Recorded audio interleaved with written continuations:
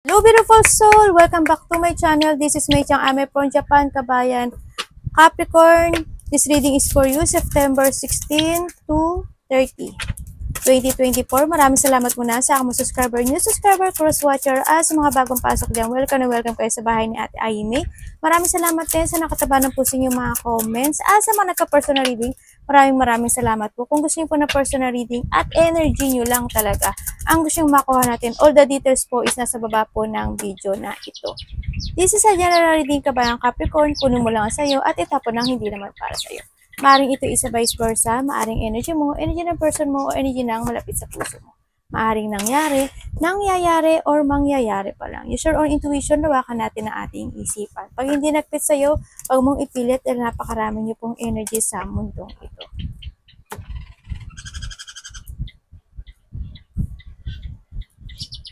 Tingnan natin. Okay, we have the woman. Hindi ko alam kung anong meron. Maaring ikaw, asawa mo, kapatid mo, nanay mo, kung sino man siya. Kasamaan mo sa trabaho yan. Maaring may mga question, may quarrant, may something, no? Maaring ganyan. Maaring new person sa iba.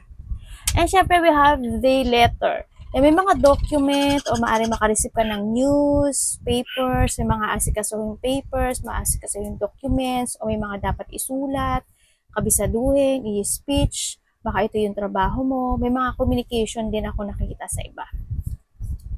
And also, we have the house. Maaring may mga pag-uusapan kayo na related ang family, may mga related ang bahay, may mga sitwasyon na maaring very private person ka, tahimik ka lang, o kaya yun nga, you want to secure din maari yung family mo na okay sila, andun din yung security, andun din yung comfort mo with it comes to your house, ba komportable ka na sa bahay ka, yung comfort mo with it comes to your family, maaaring ganun sa iba.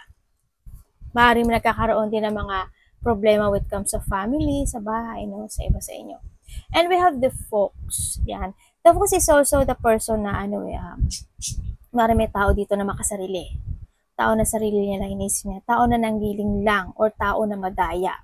Ingat ka kasi may tao na malapit sa iyo na suspicious person, mga trickery siya na gagawin sa iyo, yan. Maging matalino, pag-iingat ang kailangan dito, no?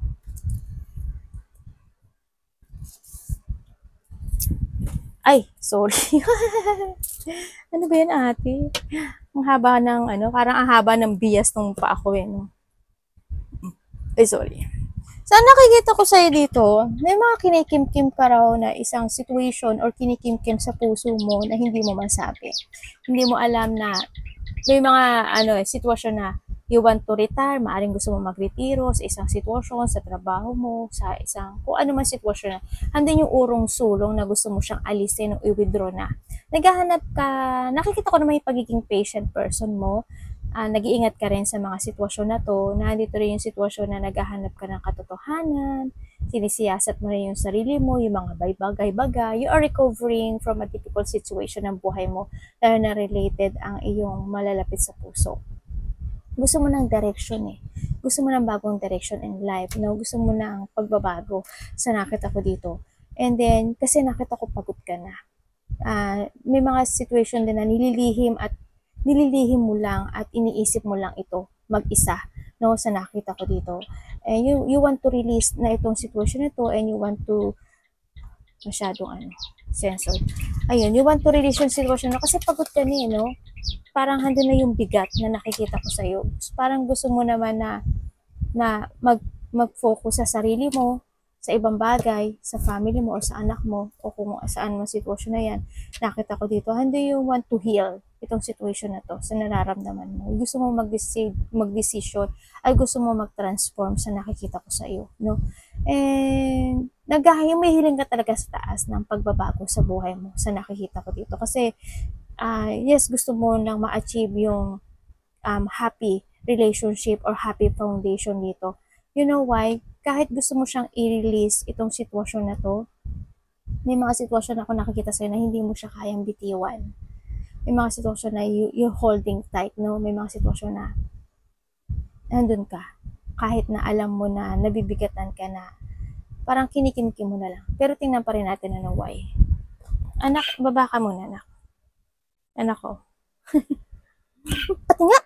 Ay, ang bango-bango naman ng anak ko. Naligo ba yan? Paano nga? Ay, at ito na yung anak ko. Isa pa. Ayun. Capricorn, hinahanap mo yung mga anak ko. Eto po kami. Pag si Capricorn, nandito sila na kompleto. Itong mga bulinggitong na to. Kayo talaga. Bias kayo, ha? Tingnan natin. King of Cups.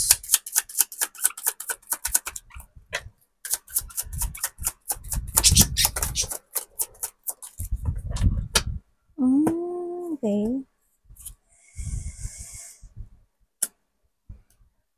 Meron tao dito na natatakot. May tao dito na mahalaga sa'yo pero hindi mo nararamdaman na mahalaga ka sa kanya. Maaring itong tao na ito nagsisinungaling. I don't know who's block you. Baka may binlock ka na sa buhay mo. May tao kasi na hindi nagsasalita eh. Or maaring ikaw, ayaw mo magsalita kasi you keep your feeling. No, sa nakita ko dito. Kaya ang nangyayari sa'yo ngayon, itinatago mo, hindi ka naging totoo sa sarili mo. Kasi natatakot ka, maaaring natatakot ka, or someone here is natatakot sa magiging resulta kapag hinarap niya itong sitwasyon na to. May tao dito kasi na natatakot na hindi niya alam kung anong desisyon kasi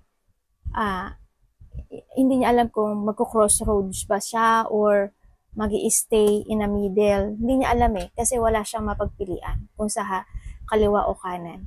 Andito siya sa situation na or maybe stay or go in the future. Gano'n ang nakita ko dito. Nandun to lang siya sa nagkakaroon siya ng waiting option dito, no? Nasa, nabiingkot siya na in the middle ng tao na to. Kaya ang nakita ko sa kanya, nagsisinungaling na rin siya sa sarili niya or yung mga gusto siya kasi i-correct na situation dito pero hindi niya magawa. Kaya ang nakita ko dito sa tao na to, kinikimkim niya lang. Ito. Gusto niya i-correct to eh. Pero hindi niya makita yung clarification or yung clarity itong sitwasyon na to. The Sun, the Hermit. Kaya ang nangyayari dito, I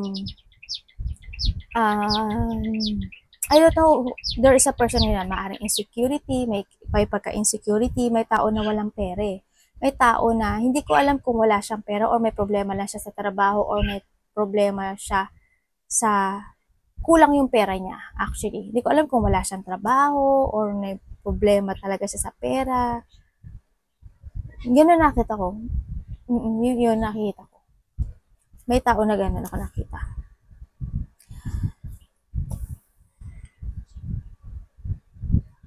May sitwasyon na pinag-iisipan mo talaga kung kailangan mo nang alisin at i-withdraw, no? Sa nakita ko kasi pagod ka ni. No? Kalma ka lang pero pagod ka na. Andito na yung situation na gusto mo nang mag-decide pero hindi mo alam how. Ayun na nakikita ko sa'yo. Ano gagawin niya?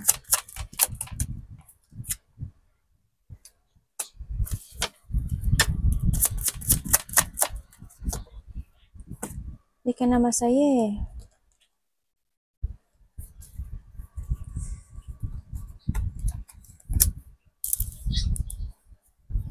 Sa ngayon, ang dami mong iniisip. Ang dami mong iniisip sa gabi. May tao dito na very cold, no? May taong very cold, may tao na kinokontrol mo yung sarili mo sa nakikita ko dito sa'yo. I don't know why, pero hindi ka na masaya. You want to decide. Magkaiba ba kayo ng ng lahi, ng karelasyon mo? Parang nakita ko may taong iba ang lahi. Iniisip mo kung nagpapakatatag ka pero nakikita ko hindi mo alam ang gagawin mo. Ano ba to? You want to decide to something kasi pagod ka na at hindi ka na masaya. Gusto mong i-withdraw ito pero paano?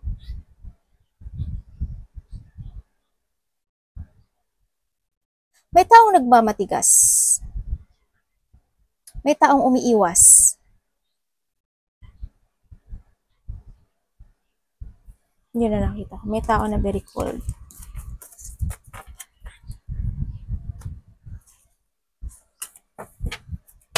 Six of Cups.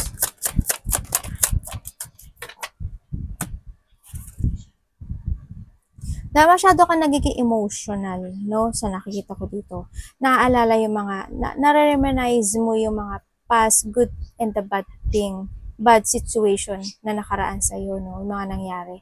Nare-reminisce mo yun. Dito kasi sitwasyon mo na maka-very emotion mo kasi because you care dito sa sitwasyon na to, sa tao na to, maaring sa anak mo o sa karelasyon mo, no. Andito yung may mga sitwasyon ako na nakita na nagtitiis ka, nagtitimpi ka. Kasi gusto mo lang ng kalma, gusto mo lang ng pagkakaisa, nagiging patient ka masyado dito sa situation na to sa nakita ko. Yun. Siguro, because of the child, because of dito sa tao na to, kung anong sitwasyon to, basta nagiging patient ka. May tao dito na maaring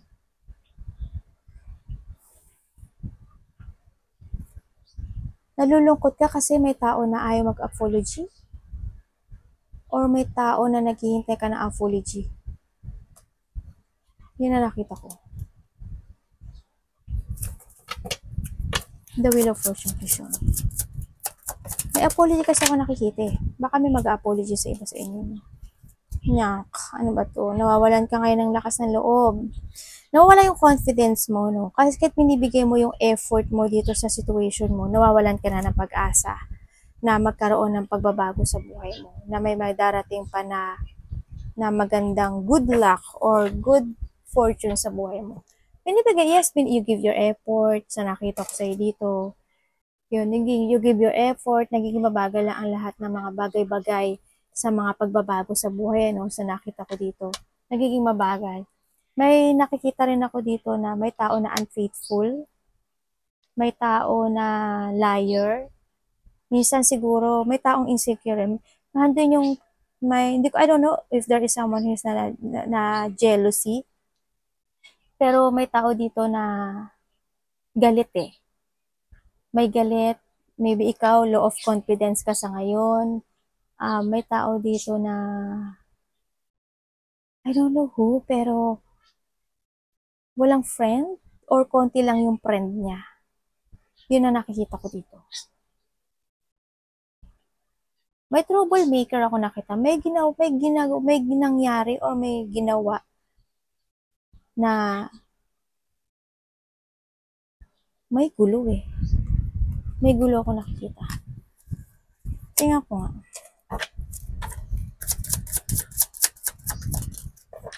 Oh, okay. Okay. Devil, oh. Ibig sabihin, may tao dito na makasarili. May taong sakim. May tao talaga na sinungaling. May tao na, I don't know kung palainom ng alak, sinungalero, sinungaling, temptation, may sa sex, tao na may addiction, tao na iniintindi mo siya eh. Iniintindi mo lang siya sa nakikita ko dito. Sa iba siguro sa inyo, baka sa inyo, mayroon kayong, when it comes to yourself, baka meron kayong sitwasyon na kailangan nyo i-give ng effort. Baka may mga sitwasyon kayo na hindi nagiging maganda sa inyo para maka-change, para makapagpabago sa inyo at kumbaga maging ma-change kayo in your best version. Maaring ganun, baka may mga dapat kayong alisin. Ha? Ang nakita ko dito. Kung may mga addictions in life kayo, this is the time na rin na i-give effort mo to. No, sa nakita ko dito. Alisin mo yung part na yun. So, ingat ka rin kasi yun nga, may tao ditong sakim, may tao dito na sinungaling, may tao, you're feeling trapped dito sa sitwasyon na to. Kaya hindi ka makapag-new direction sa buhay mo ngayon. Nawiwik ka. May taong may sakit. I hope walang may taong may sakit ha. Nawiwik ka, no, dito. Napanghihinaan ka ng loob. Kaya ngayon, nakikita ko sa'yo na hindi mo alam kung saan ang iyong direction sa buhay. Yan nakita ko sa'yo. Parang nagbabago yung reading ko sa'yo. Ano nangyayari?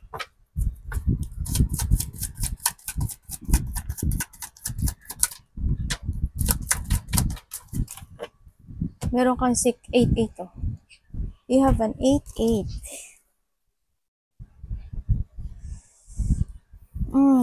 3 of Swords.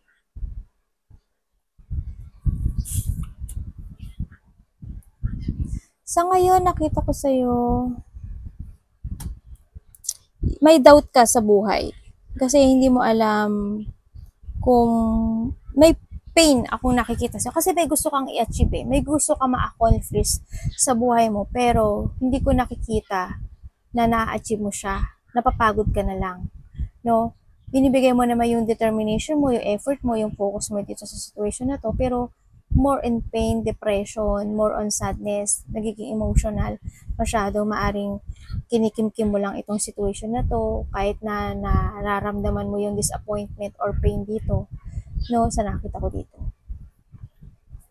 May hindi nag-a-achieve na isang situation. For doubt, ako nakikita, hindi mo alam kung paano, how to proceed, ganyan. May mga plano naman ako nakikita sa'yo, pero nagkaroon ba ng separation? O may nag-iisip na ang taong nag-separation? Iba sa inyo, maaaring may mga lakad kayo, no? Or you have a travel. May mga sitwasyon daw na kailangan nyo i-release kasi napapagod na kayo. Kailangan nyo i-release na mo, stress ka. May mga...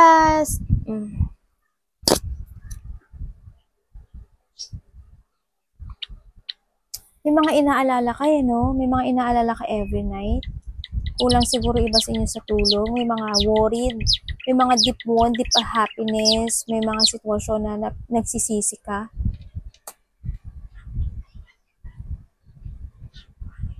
Maaring iba sa inyo nagkakaroon na ng migraine, insomnia, baka nananaginip na kayo. Yun ang mga kailangan nyo i-release sa nakita ko to. Kasi may tao rin, maaring nai-stress kayo because of the person na mas matanda sa inyo, a part of the family, o kasama sa trabaho na nagsisinungaling sa inyo. Yun ang nakikita ko. Kaya nahandin yung depression, anxiety, stress ang nakita ko sa inyo. Siguro this is the time to release, no? Kung kailangan i-release yung mga baggage na yan, i-release. Kung kaya mo, no? Sa nakita ko dito. Gusto mo nang you want to be independent. Gusto mo na mag-heal dito sa sitwasyon na to. Nakita ko naman yung magiging emotion mo. You want a new journey. Gusto mo na ng new energy. Gusto mo na ng pagbabago in life. Pero nagiging mabagal yung mga pagbabago na to sa nakikita ko. Siguro someone need ng healing. Someone need ng care. Someone need ng pagbabago.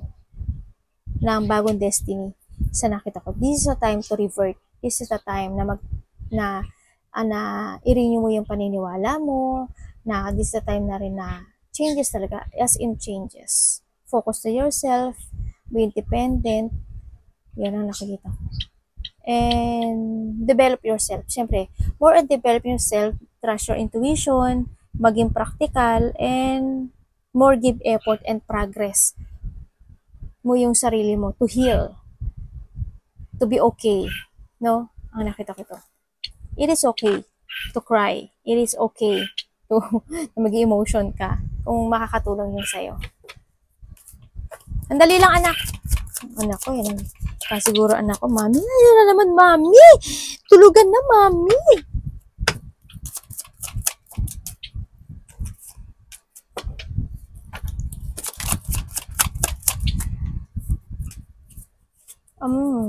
Okay.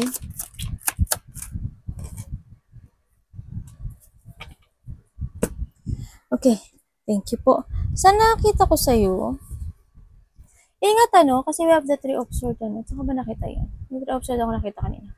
Ingat, may tao dito, hindi ko alam ikaw, or there's a person here na lalaki na masakit ang bandang tiyan. No? Ingat din, yung iba sa inyo siguro magiging busy, or may iba sa inyo, someone put boundaries. Someone na nagkakaroon ng sadness,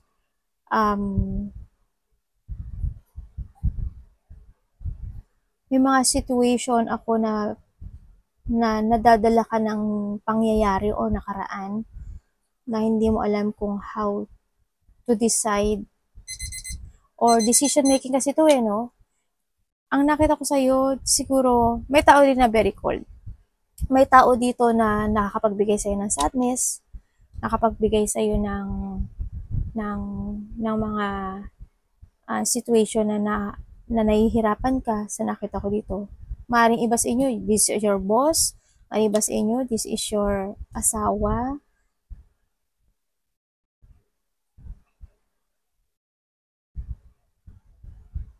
Nakita ko naman, matatag ka eh. Capricorn, matatag ka. Matatag ka and kaso, nagkakaroon lang talaga ng sadness and competition, no, sa parte ng buhay mo, sa ibang aspeto ng buhay mo. May nambubuli ba sa'yo? May nambubuli ba sa'yo? Or may mga sitwasyon lang talaga ako na tension na hindi pa talaga nare-resolbahan? Sa nakita ko dito, may mga tension, may mga gusto kang ma-achieve pero hindi mo pa siya ma-achieve. Sa nakikita ko sa'yo dito, may mga gusto kang tapusin at may gusto kang desisyonan pero hindi mo madesisyonan. Kasi why? There is a person here na very poor niya. Maaring kulang sa pag-uusap, no? Nalalack of decision ang parte mo, no, sa nakita ko. Nawawala ng lack of decision. Kaya ang nakita ko sa'yo dito, hindi mo na-achieve yung mga dapat mo i-achieve. Yun nakita ko.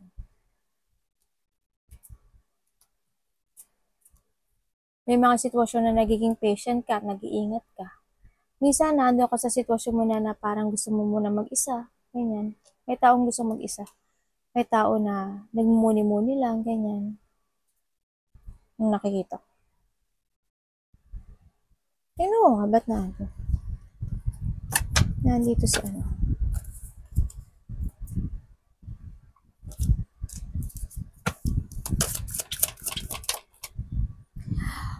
Ooh, okay. May tao dito na hindi ka pinapahalagahan. You know why? Kasi ginagawa niya yung gusto niya. Hindi mo siya mapipigilan. Ingat din kayo kasi parang may nakita ko dito na yun nga, hindi ka binavalue. May tao din dito na ina-undervalue ka niya. Ginagawa niya yung gusto niyang gawin. May tao rin dito na maaring mag-ingat ka kasi maaring may scam ka or may mga hindi makakapagbayad sa'yo ng utang, baka may mga utang hindi makapagbayad sa'yo. Mga ganun. Ingat ka. May mga hindi makakabayad ng unpaid debit. Yan. Ingat din. May mga taong sakim, may mga tao na hindi mabait, lack of generosity, sarili niya lang iniisip niya, yung gusto niya lang, yung gusto niya lang is gusto niya. Tao na hindi equal, tao na ina-abuse niya yung power niya sa'yo. Ingat ka lang din, no?